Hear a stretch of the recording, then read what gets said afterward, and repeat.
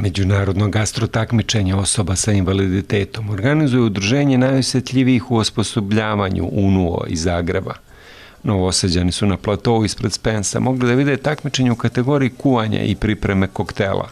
Ovde smo zbog međunarodnog gastrotakmičenja za osobe sa invaliditetom. Ono se po prvi put održava kod nas u Novom Sadu. Imamo 43 prijavljenih takmičara, tako da nadamo se da ćemo se danas lepo provesti i da će se pre svega takmičari osjećati onako lepo, domaćinski. Danas se takmiče u kuvanju i u pravljenju koktela. Pa ja se isto nadam držimo fige, obzirom da u svakoj zemlji tražimo jednog najsposobnijeg kuhara i jednog najsposobnijeg barmena koji osvaja priliku, znači nastaviti svoje natjecateljsko putovanje u Hrvatskoj već ovog listopada.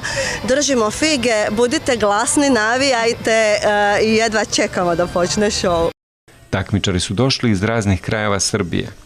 Ja sam Jako iz Valjeva, imam 30 godina.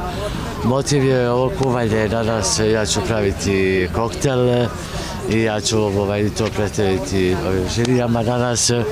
I drago mi je da sam danas ovdje i jako mi je drago.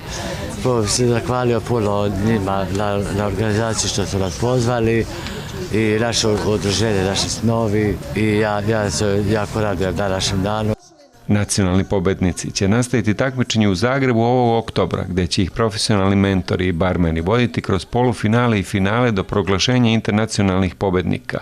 Velika završnica odvija se u Vatikanu, gde svi učesnici predstavljaju zastave svojih zemalja na prijemu kod Svetog Oca.